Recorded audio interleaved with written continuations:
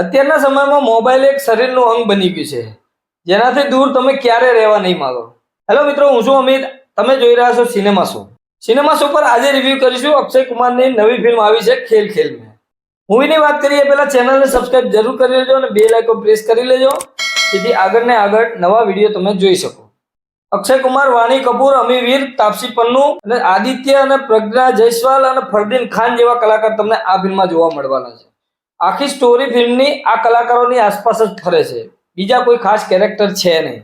સ્ટોરીની વાત કરીએ તો અક્ષય કુમારની સાડીના લગ્ન હોય છે. લગ્નમાં આ બધા મિત્રો ભેગા થાય છે. બધા ભેગા થઈને એક એવી ગેમ રમે છે કે બધાના મોબાઈલ ડેસ્ક ઉપર મૂકી દેવાના અને આ મોબાઈલ સાર્વજનિક કરી નાખવાના. એની અંદર કોલ આવે, મેસેજ આવે કે કોઈ પણ વ્યક્તિ જોડે વાત કરો તો લાઉડ સ્પીકર કરીને વાત કરવી અને બધા જોડે શેરિંગ થાય. આખી ફિલ્મનો પ્લોટ આ જ છે. ફિલ્મમાં સ્ક્રીન પેની વાત કરીએ તો સ્ટાર્ટિંગમાં તમને થોડું ડેવલપ થવામાં વાર લાગે છે, પણ એકવાર કહાની સ્ટાર્ટ થઈ જાય, ગેમ ચાલુ થઈ જાય પછી તમને છેક સુધી પકડી રાખે છે. ફિલ્મનો કોન્સેપ્ટ યુનિક છે, કેમ કે આવા ટોપિક ઉપર કોઈ ફિલ્મ અત્યાર સુધી નથી જોઈ.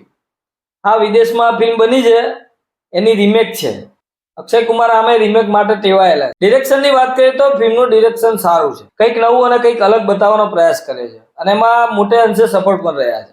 ફિલ્મને યુએસ સર્ટિફિકેટ મળેલું છે, પણ ફિલ્મ ફેમિલી સાથે જોવાય એવી નથી, એટલે ભૂલથી પણ ફેમિલી જોડે જોવાનો પ્રયાસ ના કરતા, કમ્ફર્ટેબલ નહીં રહો. ફિલ્મમાં ડાયલોગની વાત કરું તો 2 પોઈન્ટ મેં નોટિસ કર્યા. ડાયલોગની હું સ્પેશિયલી વાત કરીશ તો અક્ષય કુમારની બેટી જોડે જે વાતચીત થાય છે, એ વાતચીત બહુ જબરજસ્ત છે. અક્ષય કુમારની એક એન્ડિંગમાં પણ એક સ્પીચ આવે છે, એ પણ બહુ મસ્ત છે. આ ફિલ્મમાં તમને રિયાલિટી દેખાશે કે જે દરેક વ્યક્તિની રિયાલિટી આ જ છે કે ફોનમાં તમારે શું શું સિક્રેટ રહેલા હોય છે, શેર નથી કરતા, કેમ નથી કરતા, એ બધું તમને આ ફિલ્મ જોવા મળશે. શું તમારી મિસઅન્ડરસ્ટેન્ડિંગ હોય છે એ પણ તમને વસ્તુ આ બતાવશે. એક્ટિંગની વાત કરીએ તો અક્ષય કુમારનું જબરજસ્ત પરફોર્મન્સ છે. સારામાં સારું પરફોર્મન્સ હોય તો અક્ષય કુમારનું છે. તાપસી પન્નુનું પણ એટલું જ જબરજસ્ત છે.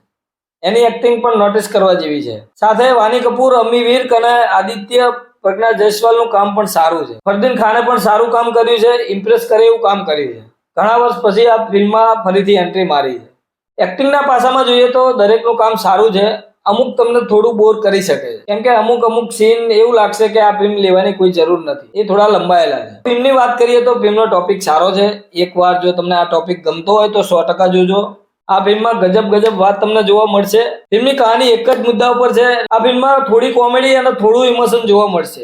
એટલે ઓલ ઓવર ફિલ્મની વાત કરીએ તો વન ટાઈમ વોચ મૂવી કહીશું. સિનેમા શો તરફથી આ મૂવીને 3 સ્ટાર. તો મળીએ મિત્રો નેક્સ્ટ વિડીયોમાં નવી ફિલ્મ સાથે સિનેમા શો પર.